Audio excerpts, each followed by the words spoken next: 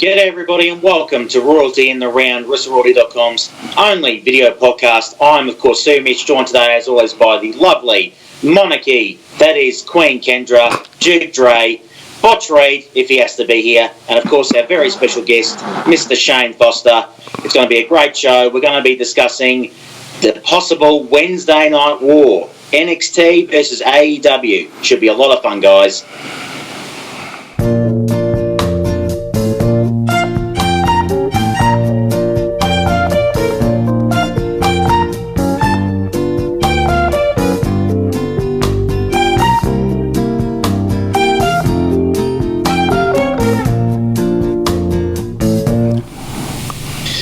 G'day guys, welcome back to Royalty in the Round. I would like to say a special shout out to a very special guest, Mr. Shane Foster, big time indie wrestling star. He's wrestling EWI, POWW, HPW, the Northern Lights. He's part of this great tag team called Natural Fury with Marcelo Spade. We're very happy to have him here. Welcome, Shane.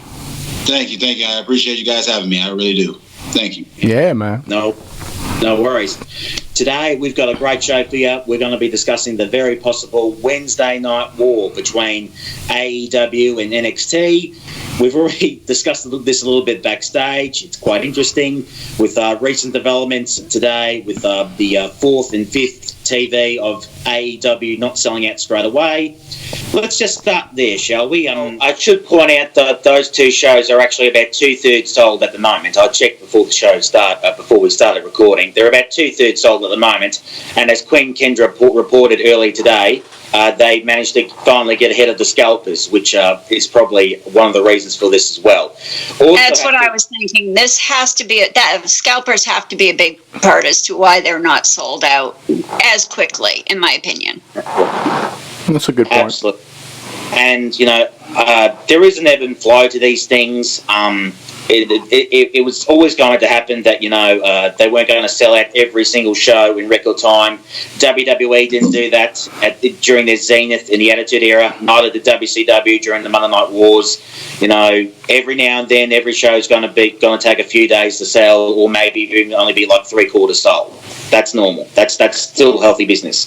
So we shouldn't. People who all of a sudden started, poking fun. Oh, they're already going under. Give me a break. So, Shane, what are your thoughts about the possible, not possible, probably going to happen, AEW versus NXT Wednesday Night War? Oh, man.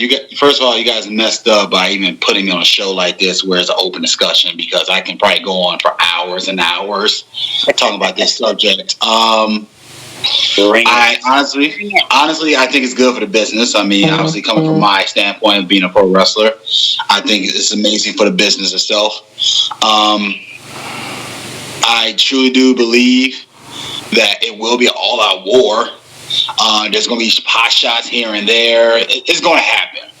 Already happened. Yes, already happened. Oh, it has already happened. I think it's automatically. I think it's a great thing. That leaves more business for me myself, to get out there. Wrestlers are getting picked up left and right for it, because they're going to need more talent. They need to build more people. I really do hope Triple H is left in charge of this for NXT. Not saying anything against Vince McMahon, obviously, because, first of all, hopefully, future employer, maybe. Obviously, I'll never say anything about that, but I think it'd be a good, test for Triple H himself to be in charge of a cable show. So I hope he keeps, stays in charge. I hope that the Young Bucks, Kenny and don't get too big for the britches. And what I mean is, they got the heat coming from like the last few shows that they did. Like you said, they sold out.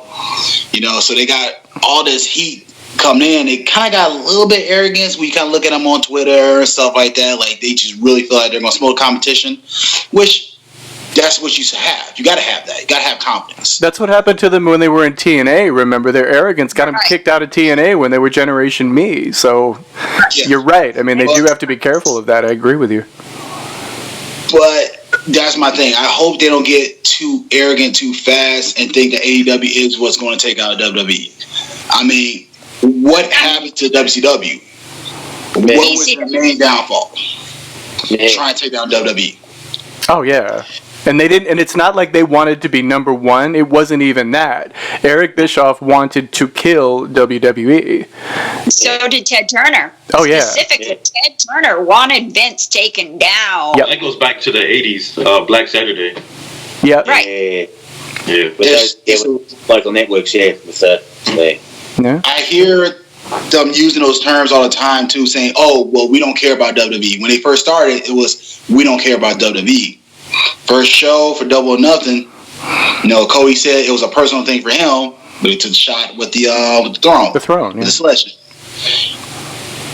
Well, it should be said that Triple H did have a couple of shots first at the Hall of Fame. Just he did. So, that's true. He did. Yeah. So, but I mean, to me, that was just Cody responding in perhaps not the most subtle way, but that was just his response to it. So. No, I agree. That was a response. But at the same time, if your whole thing is to not take on WWE and not to make it a war, let's not take pot shots. Focus on AEW. Yeah, I mean, just focus on what you do. Don't worry about what the other guy's doing. Just independently put on great shows. If you can do that, then there can be this really cool coexistence where we can just have both for however long they want it to happen. It doesn't. One does not have to die and the other live. They can both survive. There's no reason that one should die. Or someone must die. Yeah, unfortunately, man, I think we're kind of past that point. He wants to see it. Sorry, Dre. No, I think we're kind of past that point now between Triple H and Jericho and Cody. I think we're kind of past that point of coexistence now. But are we? I mean, if you remember what happened back in the late '90s, I mean, obviously, to talk about something we talked a bit about before. I mean, remember Sam mentioned it, the technological aspects of things. I mean, I remember back in the late '90s, early 2000s, we didn't have DVR the way we have it now. We had VHS tapes, or we had like the beginnings of DVDs. I don't even think we had DVDRs at that point. Yeah. So my point is that there was so there was no easy way, not really easy way, any way to tape one show and watch the other. But now it's just a bunch of nothing to do it. So you can watch AEW and record NXT as it's airing on USA, nice and easy. So just the technological aspects indicate that we could have both as long as we wanted. And now, unlike taping on VHS, the ratings can actually keep track of what you're DVRing. So they know when you're watching both. So both, from a rating standpoint, both could survive side by side quite nicely. One does not have to die. No. Exactly. The television world is so different from how it was during the Monday Night War, and I think that's going to show in this latest war when it comes to it. And honestly, I don't think we're past, or I don't think we're at the point of one has to die. I think they're okay with coexisting. It's more like friendly competition in a way, I think, we're at right now, at least in my mind with Jericho. I feel like Jericho really hasn't taken shots like that, WWE, like maybe the Young Bucks have, that Cody has. In my mind, I think Jericho kind of see it as, okay, this competition, this is going to help both brands grow by going head to head with each other, each one trying to outdo the other. Jericho was the only one who was involved in the Monday Night War of that group, so he understands what it's like. Yeah, Goldust. Goldust, yes. Goldust as well. Yeah. Goldust. So we're still in the realm of friendly competition. I don't think we're at the point of one must die, but at the same time, as it goes on, and we don't know how it's going to turn out, but as it goes on, it will get that certain point of, okay, someone's going to have to run and rule Wednesday night at least. Someone's going to have to do it. I mean, the fear really more than anything is Vince. I mean, Vince was absolutely dead set on ending WCW. Once he got into a position to do it, he did not want them there. And the last thing he's going to want, I mean, I'm not in his head, I've never met the man, but I can't imagine that he's going to want, he's probably having flashbacks of what happened back then, flashing back to the point when he was having trouble paying the bills. I mean, that's the last thing he wants. And frankly, when you get back to a competition aspect, I mean, we may end up in a position, if it goes really badly for NXT, where they're having trouble paying the bills again, and I'm sure he's not going to want that. So he's probably going to move heaven and earth to make sure that that kind of thing doesn't happen again. So for him, it probably is all or nothing, even though I wish it weren't. But is this more about Vince or is this more about Triple H, though? It's WWE. It's all about Vince. The war really takes off. Shane? I mean, honestly, I don't really think Vince fears AEW like that. I think he sees them as competition. Once again, like Botch said, I mean, I never met Vince. I'm not in the man's head. But from a business aspect, I think he wants to see something like this happen because the most profitable time for WWE was during the Monday Night Wars. Yes. Henry said the same thing on his podcast. You know, so in a way, yes, he's not going. It's not like he's saying, "Okay, we're going to sit back and let AEW do what they want," but at the same time, he's going, "Yo, this is what's going to help make business better for me, for everyone. This is how we're going to make some more money because fans will be going back and forth. They'll be recording NXT one night or record AEW the next night. It's going to happen, and wrestling will boom even more. Honestly, everything depends on how fans react to everything, in my mind. It all comes down to the way fans react. And honestly, I've said this so many times to my fiance and my other wrestling friends. I love wrestling fans. I love them. I hate what people call marks. I don't really call them marks anymore. I want to stop calling them marks. I'm honestly not a big fan of the people who feel like they're in the business because, you know, they know certain things or they know a few wrestling terms and stuff like that. That's the people that are going to ultimately affect everything. Because let's face it, for a long time, the casual fans really didn't care what the IWC said like that. They didn't really care what these guys said, and now they actually started to take into effect what the IWC said. For a long time, casual fans didn't care, but now with this whole internet and the way everything is social media way now, they're starting to listen. Let's look at the way viewership has dropped for WWE when it came to like Roman Reigns and any of these other bigger guys that casual fans will love in a heartbeat. Yeah. You know, so that's what it comes down to. Those guys. It's true, but I mean, the interesting thing too, I think, is that WWE is all of a sudden, as soon as there was a whiff of competition in the air, all of a sudden, Raw and SmackDown got a whole lot better. All of a sudden, we see Paul Heyman in charge of Raw, and I don't know whether Eric has completely taken over with SmackDown yet, but I can certainly feel his presence in certain things, like with Daniel Bryan getting hyper black like he is. But we've kind of noticed both shows getting better, and I know when we do dignified discussion, it's a whole lot more fun than it was when we were just commiserating about how bad both shows were. Now all of a sudden we're enjoying how good they are and just being happy little fans again, which is nice.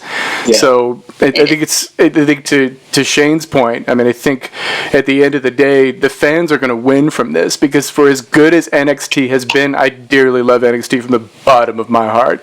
I think NXT is probably going to get that much better, and it ain't broke, so Vince probably isn't going to have a reason to go in and fix it. It's great the way it is, and it's probably just going to get that much better further. With 2 hours, there's all this talent sitting in PC that's doing absolutely nothing. All these incredibly talented athletes that they have signed that they have done nothing with. They've got an extra hour to play with. It's going to be glorious. And I have to say something about this here. I want to say something about Shane's point about recording, but I'll get to that later. But on your point here, Ed, even if I agree, Vince probably not going to mess with a good thing. He's probably going to butt out. But the thing of it is, people don't seem to understand that because NXT was on the network and didn't have to deal with TV executives, advertisers, that kind of thing. That's true. It was able to be a completely uncompromising standalone brand that was done purely to serve the fan base. It didn't have any other outside sources that they had to please. Very true.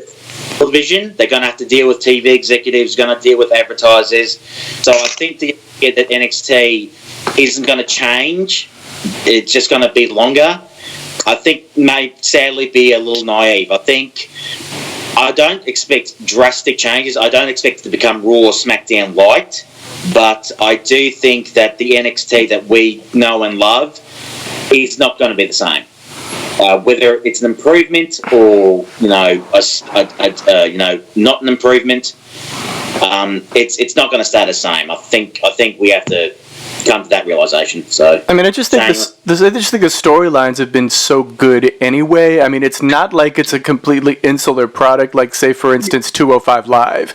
205 Live is a very insular thing that is significantly more based on ring work than it is on storyline, to the point that there really is no storyline in 205 Live. Yeah. It's just people getting in the ring and absolutely killing it and blowing my mind every week. I love 205 Live. I love to watch the dance. Amazing. Yes! Teach the children. But when it comes to NXT, like, there's legitimate storyline, and it's just a different kind of storytelling, and it's very compelling. I mean, this whole thing with Mia Yim and Shayna Baszler has been absolutely delicious. I've loved every second of it.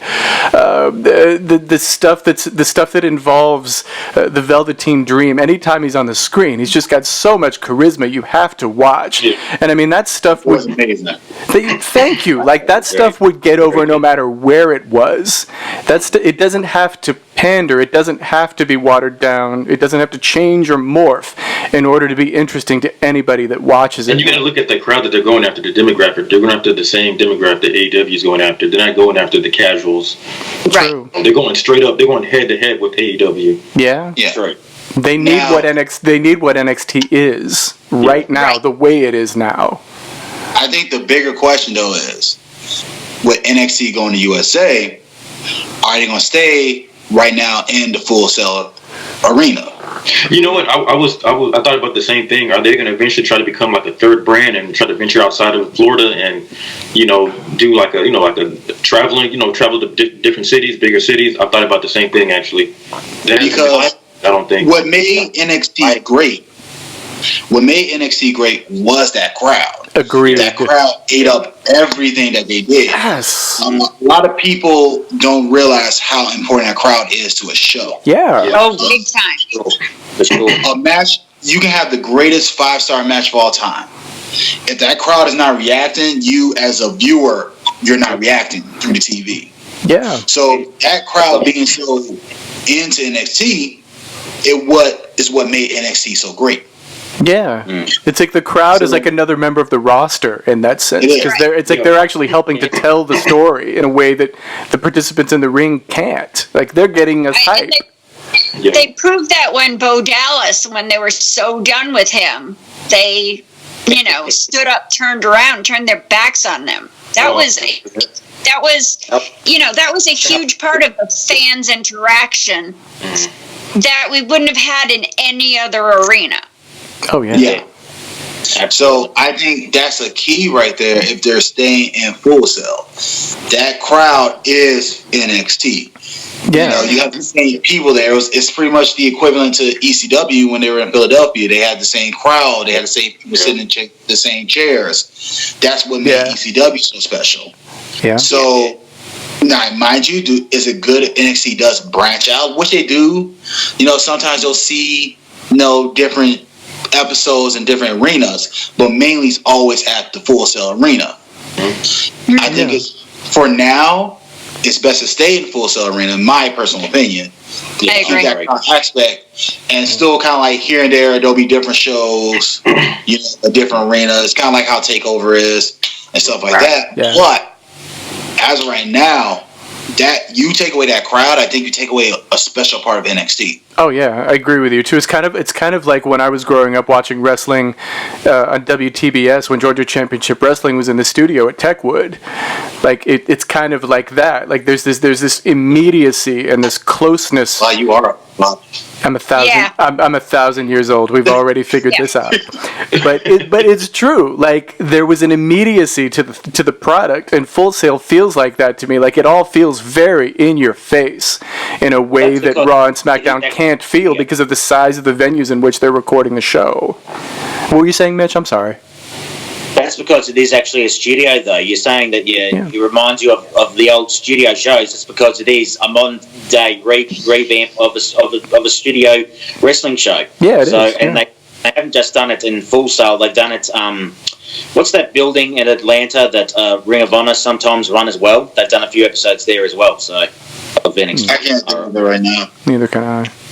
Yeah, but I'm Australian. I have no idea what it's. I just know it's in Atlanta, and I can't even tell you what state Atlanta's in. So don't worry about it. So, Georgia. Thank you. Cool. Thank you.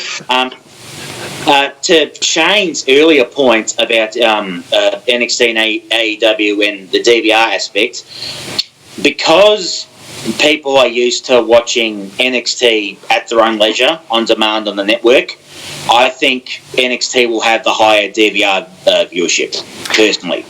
I think, and as a result of that, I think even with the 2-week head start, AEW will probably, if there is such a thing as a ratings war anymore, I think as far as live viewership goes, AEW will probably have the upper hand. They'll probably, I foresee, I mean, this is just me guessing, obviously, I just foresee NXT maybe getting 800, 900K, maybe 1 million live, and AEW getting 1.5 million live. That's just my guesstimate.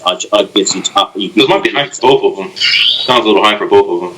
I agree. I would think so. I think 500K a piece are underestimating it a bit, quite frankly, but that's just me. I feel that NXT would definitely get the higher live viewership. And the reason being is just, I would say, the name behind NXT, would it be in WWE? Still, a lot of casual fans will draw themselves towards WWE. A lot of names on WWE. AEW, besides Goldust, Dustin Rhodes, Cody Rhodes, Chris Jericho. A lot of casual fans don't know Kenny Omega like that. They don't know the Young Bucks. They're starting to, but they don't know the Young Bucks like that. They don't know Pentagon, Phoenix like that. Yeah. Yes, they'll tune in to give it a view. Probably go, oh, well, let me see what they look like. And then probably go, you know what? I'll finish recording this. Let me get back over to NXT. You see, that's going to be the struggle. Like, when people think of wrestling, and it's been this way for decades, when people think of wrestling, they think of exactly 3 letters, and that's all they think. They think of WWE, and that's it. That's all anybody knows. TNA, Impact, whatever its name is this week, ran into that issue, and they were unable to overcome it. And AEW is going to, I feel so bad when I say that, but it's true. And AEW is going to have that same struggle of, like, capturing the casual fan, because relatively speaking, other than us, those of us that really love wrestling and love the dance, obviously we know what AEW is. The casual fan, that is going to be the problem. That's the hurdle that they're going to have to get over. And WWE has a decades-long jump start. I agree, but the thing of it is, difference between TNA and AEW, I think the casual, obviously WWE has a grip on the casual fans and probably always will, but I think, the so-called hardcore fans like us, I think a lot of them are moving away from WWE anyway, even before AEW became a thing, and they started watching New Japan, they started watching Ring of Honor, and now all that focus is on AEW now. I think because of that, it won't be the same type of struggle for AEW. I'm sure they're going to have a hard time getting casual fans, obviously, but I think there's enough of the hardcore audience that have not abandoned WWE, but have said, I'd rather watch something else first. That will probably make the difference and give AEW the advantage in the live ratings. I think DVR ratings, NXT will have way more and probably have more total viewership, but I think for the lives, I'm pretty certain AEW will have. Why would you even need to DVR that if it's coming on the network the very next day? Apparently there is supposed to be some live elements that are going to USA that the WWE Network won't be getting. That's what I'm hearing anyway. So there will be a difference between what the WWE Network gets and what USA gets. And really, it only makes sense. If you're USA, why are you going to give the show away 2 days later? It makes no sense. There should be something special about what USA gets. Yeah. Maybe they'll keep it kind of like what Hulu does with Raw. Raw has a full 3 hours on USA, but Hulu will only showcase about an hour, maybe an hour and a half of the show. Yeah, so it could be something similar to that. Going to Mitch's point with hardcore fans and stuff like that, going away from WWE, you're exactly right. There's a lot of hardcore fans nowadays who are discovering more than just WWE. They're discovering AAA. They're discovering CML. A lot of casual fans are now becoming hardcore fans and realize there's so much outside WWE. I still feel like as far as getting the casual fans for AEW, it will rely a lot on marketing. And TNT has done a good job of that. I mean, I watch TBS a lot, and every time I'm watching TBS, here comes a advertisement for AEW coming to TNT in October. It's actually quite a shock for me. I was like, wow, I can't believe this. They're actually advertising this. During the NBA Finals, they advertised it being on TNT. So it's going to really go down to advertisement for them to get those casual fans. But I still feel like just at least the beginning of it, it's going to be strong NXT live viewership, because one, it'll be that, man, we can finally watch NXT live. Let's see how this is going to be. Let's feel that live atmosphere. And then AEW, it's kind of hard to explain, but I really feel like NXT is going to just be the hot start. Let's just say that. It'll be the hot start. I would think so too. So again, simply because other than the hardcore fan base, which obviously we are, and anybody that's going to watch this probably is too, other than us. I'm not a fan. I'm a wrestler. Well, but you're a fan too, right? I mean, you love. See, don't try to act brand new. But let me stop. But like, other than like the hardcore fans, I mean, people don't. Mitch is not going to like this, and I don't love it either.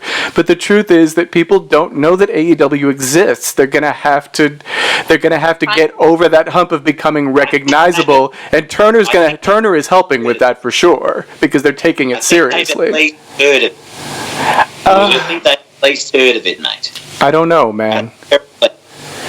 I don't know, man. I really don't. Watch those networks Not normally, like that. so I wouldn't. If I wasn't a wrestling fan and wasn't in the middle of this, I wouldn't know about AEW. Well, here's the thing, though. That's what I'm thinking. The fact that basketball does come in TNT, that'll help as well, because you got a lot of people, kids, young adults that do watch TNT, so that can grab them right there. Oh yeah, that does help. That is that's the demographic. Like that's it. Like go after that demographic. I think it also needs to be said that anybody that watches any sort of TNT or TBS show, whatever, even if it's just a casual whatever, they're going to see an advertisement for it and they're going to go, yeah, that's cool. And there's also a thing of everyone knows Jungle Boy, the son of Luke Perry. Yeah, they gave him like 3 minutes on. They gave him like 3 minutes on Entertainment Tonight talking about his dad, and about 30 seconds of that was talking about AEW. Good. So that's exposure. Good. And they put Jungle Boy in a lot of presses. They put Jungle Boy, good looks good. He deserves really it. front and center on as another way to say, hey, this is what's happening. They even advertised I don't know who paid for this. I think maybe TNT did. I don't know, but AEW advertised during before screenings of the latest Fast and the Furious movie with The Rock, because there'll probably be a few at the very least lapsed wrestling fans going to see that. So that's another marketing thing. The idea that casual fans have no idea, I don't think is necessarily true. I think they've at least heard whispers of it. Oh yeah, they know. So I think I don't know. I mean, when even casual fans have probably heard of names like Kenny Omega because they've come up so much. I'm sure they've maybe never seen a match of his, but they've maybe at least heard the name. That's where you lose me, because I don't think a casual fan's gonna know who Kenny Omega is. I really don't. No. Casual fans know Hulk Hogan. And they know The Rock, and that's what they know. Yeah, and Savage. I think when it comes to the wrestling fans, at least nowadays too, the wrestling fans who grew up watching WCW, Monday Night Wars, into Impact and stuff like that, kind of those casual, borderline hardcore fans really just watch what's on TV. To phrase it, they've been hurt before. Let's say that they've been hurt before. WCW. oh man, this is gonna be something to give us WWE competition. They're gone. Impact, TNA Impact. Giving WWE some competition. They're not gone, but they're not as big as they were. They don't have an impact, okay? They're listening to this, they need someone, to wrestle here, okay? I'm not laughing at them, okay? Those are my people. Leave that to us. We'll laugh at them for you. Yes. And we will laugh. And we will laugh hard. Used to be. And trust me, Impact has a lot of amazing talent that should be absolutely on major networks. No argument there.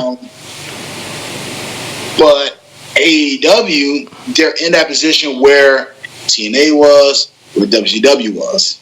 They're in that position now. You got a lot of casual fans who seen this whole scenario before, so I think that affects them in a way too. Because now it's like, look here, I thought such were going to be better than WWE. They didn't win. Why am I going to watch you?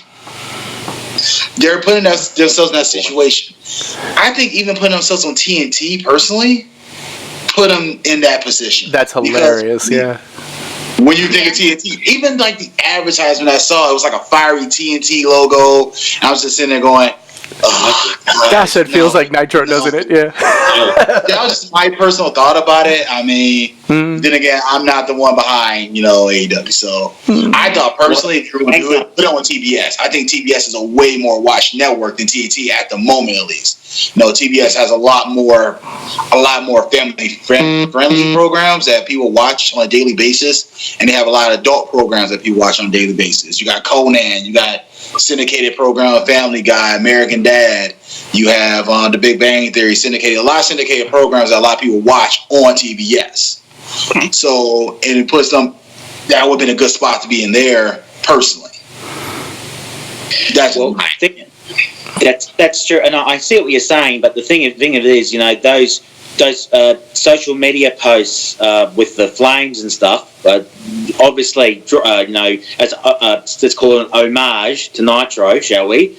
Those, I think, even on Twitter, that one tweet generated something like 100k retweets and had 6 million media views.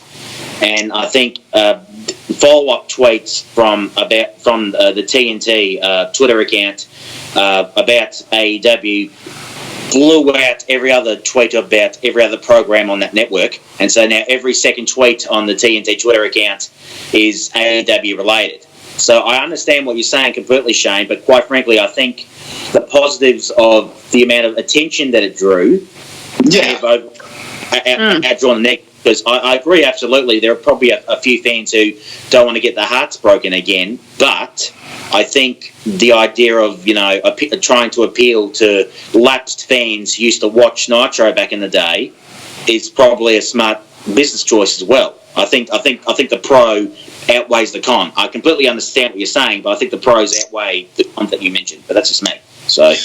And I do agree with you to a certain aspect to kind of pay the homage. The people who did watch Monday Nitro, you're right. That's kind of cool. It's like, it reminds me of a good time when wrestling was the greatest thing of all time.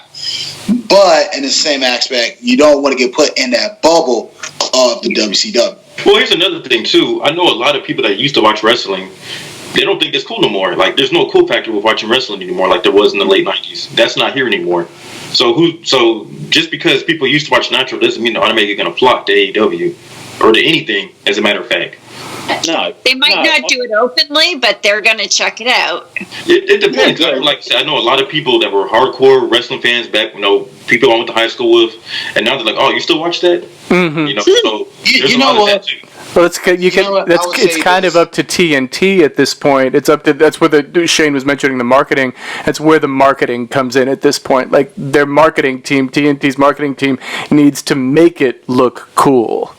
They need to make it look cool and interesting and market it properly, and then it's quite possible that the people that thought that it wasn't cool will take a look at AEW because All In did look really cool. Yeah, it did. So, but there's another thing too. See, there's Mitch, you know this from being in the Facebook group, but there's a lot of people that aren't, they're not big work rate guys. You know what I mean? They're more larger than life characters, and that seems to be missing from today's wrestling.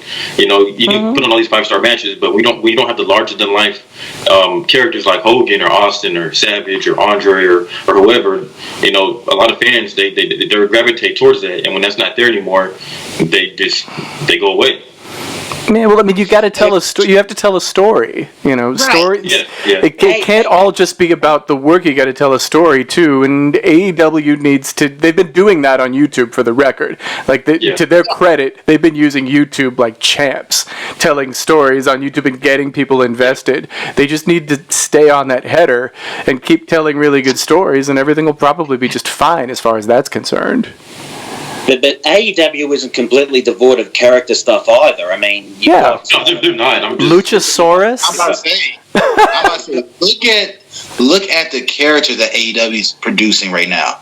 Jungle Boy, like you said earlier. Luchasaurus. Yes. Pentagon and Phoenix. Yeah. Those are characters. Kenny Omega is a big wrestling. Oh yeah. He is a character. Yeah. He's an amazing character. People who watch Kenny, when you start to watch Kenny Omega and he starts doing things that remind you of old video games, you'll be sitting like, oh man, I remember I used to play this on PlayStation. Yeah. You know, he's a character. SoCal. Exactly. This is the worst town I've ever been. Like, yeah. MJF. End of discussion. MJF. That's the biggest character in wrestling today. Better than you. Yes, sir.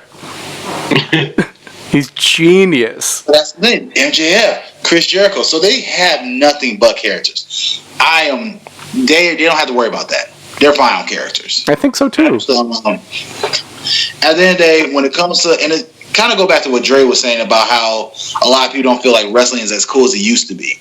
Yes. Back in the 90s, it was all about wrestling. Pro wrestling was everywhere. Yeah. Commercials, movies.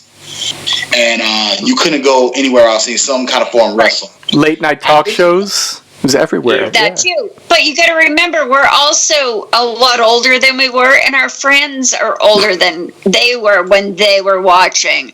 The younger generation is watching a lot more than we are, or our generation is. And to get to that, I feel like as we got into the early to mid 2000s, it started to become very taboo to say, come on, man, you watch wrestling? Mm-hmm. No, I don't watch that. And as we started getting to 2010, I would say up to 2015, 16, it's starting to have a resurgence where people are starting to proudly admit, dude, I still watch WWE. I don't care. Yeah. You're starting to never cared either, by the way. Huh? Same. You're starting to get a resurgence. I mean, I run to people all the time on the street with random wrestling shirts out of nowhere. Even some AEW shirts, Pentagon shirts, randomly in Chicago. Not to toot my own horn, I've run into people who knew me. So you're starting to get more and more of people admitting in that resurgence of pro wrestling as being kind of cool again. The one thing I will say though is that we are missing commercials like we used to have back in the day. Slim Jim. A 1-800 collect commercial I would play randomly, like with Stone Cold, Macho Man Randy Savage with Slim Jim. We're missing those commercials. True. Man. We don't get those commercials anymore. Yeah. We didn't get those. Yeah, they wouldn't have gotten those on ours. Yeah. Yeah. Yeah. What was I going to say? I lost my train of thought there. Now I'm gone. Keep going, mate. I'm gone. I told you, man, I can talk for hours about this.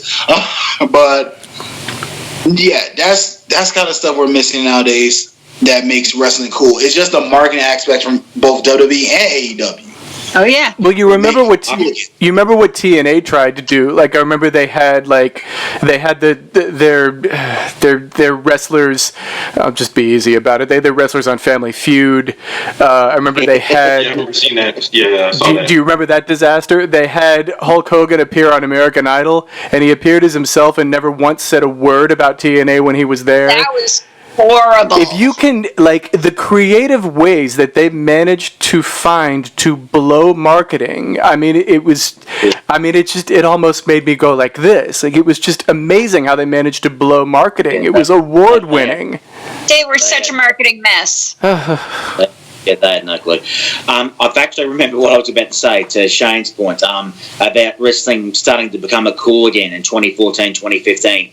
I honestly think the indie and Japan boom had a bit to do with that, because a lot of people stopped watching, and with people who... hear me out.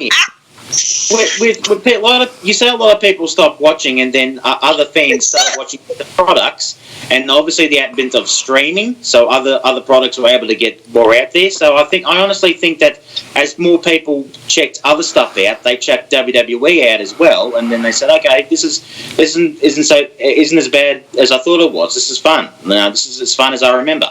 I know you think I'm full of it, but I honestly think that had something to do with it. I think it was Roman Reigns. I agree.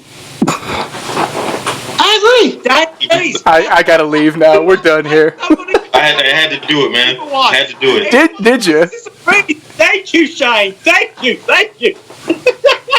Yeah, thanks, Shane. I started hearing a lot more people around that time start talking more and more about New Japan. Around that time, as soon as he said it, I just started thinking about it. Like, a lot of people started talking about New Japan, and especially now with it being on Access, because it's been on Access for at least the last 2 years or so. That's helped. Yeah. That's helped a lot. So it's starting to get back up there. We're starting to get that resurgence of, wrestling is cool again. And maybe it is because now people are going to start going, hey, I don't watch WWE, but I watch AEW. I watch New Japan. I'm cool now because I don't watch. Because let's be honest, that's a very hipster thing to do nowadays. Oh, yeah. I don't follow the norm. I watch the other thing. True. Anti-establishmentism is pretty big now, and AEW's kind of put that out there as well. They've done it unsubtly and subtly, both ways. So it's kind of hard to be anti-establishment when you got billion-dollar backers, though. That's true. You know what I mean? You can't be anti-establishment when you got billion-dollar backers. AEW is the establishment. Let's not get it twisted here. They've got con money. They are the establishment. Just stop. But no, this is ROH. Thank you. Well, ROH is the man too. Oh, that's true. Yeah, you're right. NJPW is the man. Like, they're all the man. If you're able to watch them on TV, guess what? They're not rebels. They're the man. I mean, you're on TNT right off the bat. That's not an underdog. They're anti-establishment because they're not the original 3 letters. They are the establishment, Shane. Exactly, that's what I'm saying. They're anti-establishment because they're not WWE. They're going against the juggernaut, so they can look at the anti-establishment. I'm not saying they are. I need an Advil. No, I get what you're saying, though. They've kind of painted. No, you don't. They painted themselves as that, and that's smart. I don't buy it. I don't buy it personally. No, a lot of people do, but like, more power to AEW for being able to pull that off. Either works. What'd you say? I don't buy it either, but it works. Yeah, you're right about that. It's smart marketing. Yeah. Don't tell Mitch he's right about anything. You have no idea what you've just done, Shane. Hey, me and Mitch are clicking, okay? No, you're not. You think you are, you're not. You, Mac. We should have you on this every show. But you'll be seeing more Petty Dre stuff about AEW in the coming months, years. You'll see it. Shane, when you see me on AEW, it's gonna be even better. Shane, you're fired. Come on, man, I'm 28. I'm not getting younger here. I can't with this. This is not good. This is not good at all. He didn't say it's gonna get downhill from here, Botch. Man. Oh, I don't care. This is the best show we've ever done. I'm happy with that. Very much. Because someone's actually agreeing with you for once. Mitch was right. This is painful. You're gonna regret them words, man. You're gonna regret saying that. Yep. I already regret you saying that. Shane, to be fair to my colleagues, they're probably right. Anti-establishment, my shirt collar. They're the man. They're all the man. Don't even. It's marketing. That's the part you got right, Mitch. It's great marketing that's fooled people into thinking that they're rebellious. Oh, please. What, like NWO? Ooh. Yeah, True. exactly. That's a really good example of that. That's the best one in the world. Yeah. Because they made WCW cool. It was them that did it. Exactly. Those shirts were everything back then. Oh, it was the anti-establishmentarianism, and that is what's going to get AEW over. Yeah, and it's the fans who don't have a clue that they're the man. And NWO Mach 2, otherwise known as Degeneration X, did the same thing. Yeah. Oh, look at you. About the anti-establishmentarianism thing, I think the biggest thing that helped, and this wasn't TNT, this wasn't the Khan family, this wasn't Cody or the Bucks or anybody. This was actually done by WWE. The minute that they denied fans entry to shows because they were wearing AEW shirts, that was the biggest advertising that they could have given. I think that was honestly, I think that was AEW. The biggest. I think they knew that was going to happen. Their anti-establishment. That was the biggest help they could have given them. Yeah. And I'm sure they stopped doing it straight away because they caught on pretty quick that it's the best thing that be doing for them. And that was a dumb move on their part that helped AEW spectacularly. It was silly, I agree. I'm going to say that was a TNA level botch. I'm just going to say that was a TNA level botch. It just kind of goes back to what we've been saying. Like, you do you, and they do them. It doesn't. You know what? Don't be too concerned with what they're doing. NXT a lot too. The whole anti-establishment thing. NXT. Yeah, exactly. People view NXT as anti-establishment, even though they're not either. Not at all. Not at all. I think that's what makes AEW anti-establishment. What to people? Oh, to people, what makes them anti-establishment is the fact that Vince McMahon is not in charge.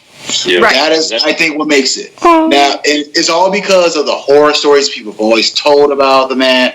And once again, everybody say these stories, but at the end of the day, he's a businessman. He's been in business for so long because he's smart and he knows what he's doing. Mm-hmm. Let's just be honest. Everybody thinks the man doesn't know what he's doing. He's in business because he knows what he's doing. That's why he has all that money. Vince, book me if you're listening. But let's just. I'm just being real. But to people, that is what makes AEW anti-establishment. It's not Vince McMahon running.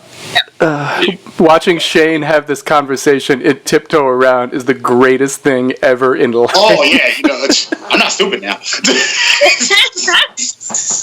I'm dying right now. This is great. Podcast 7 years later, someone's gonna pull it up out of nowhere and be, oh, remember you said this?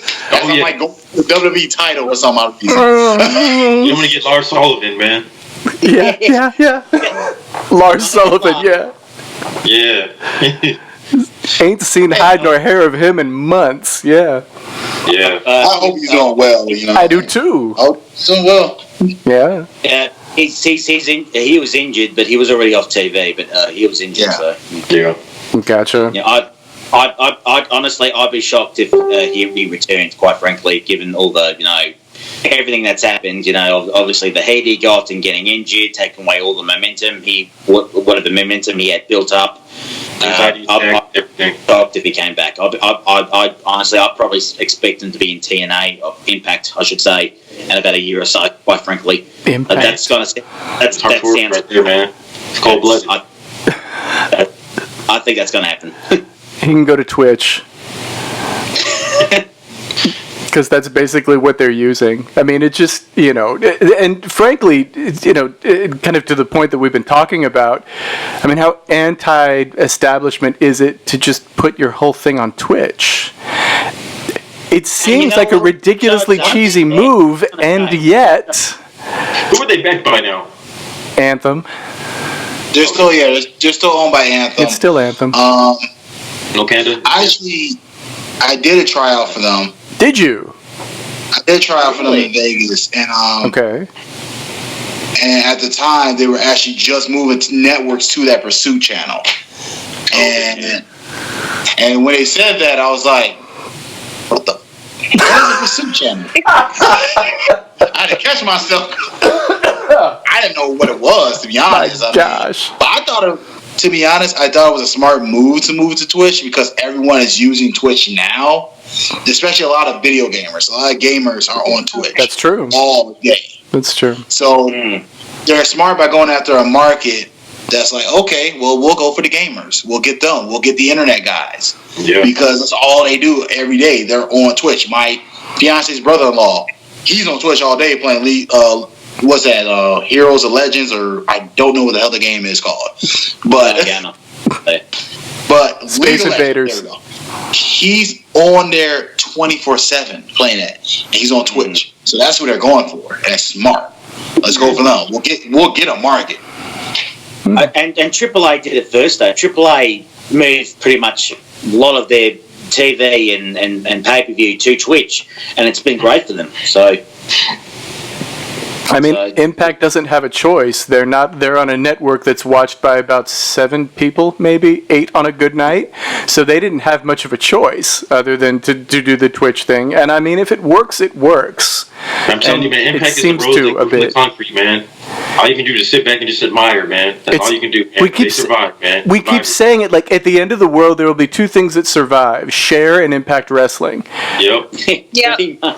Probably would, actually, be honest. When everything else is gone, like, Impact and Share will exist. Yeah. Yep. And that's the greatest combination known to man, actually, now that I'm thinking about it. Share in Impact Wrestling. Yeah. I'll pop. I'm just saying. If I could turn back time, I need water. I can find a way. And like I said, we poke fun of them all the time, but those shows on Twitch have actually been pretty good. I've been watching it. But they do decent numbers too. Don Callis and Scott D'Amore, they're booking a good show. I'm just going to say it. They're booking a very good show with Impact. He's a smart man. That man's smart. Oh, yeah. Oh, yeah, Don. You forgot to say book me after it, Shane. Well, he already knows, damn it. I talked to him. Don Callis, Scott D'Amore, book Shane. Just kidding.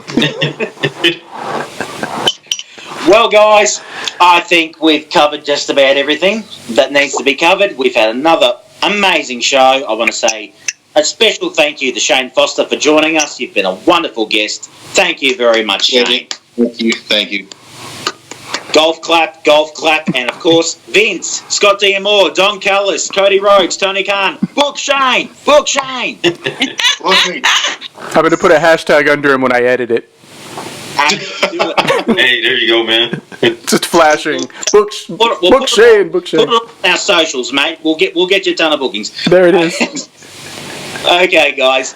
I've been Sir Mitch. That is Queen Kendra Bunyan, Duke Dre, Botch and our very special guest, Shane Foster. Check him out in the Indies. If he's coming to your town, be sure to check him out. Thanks, guys. Two sweeters. Thank you.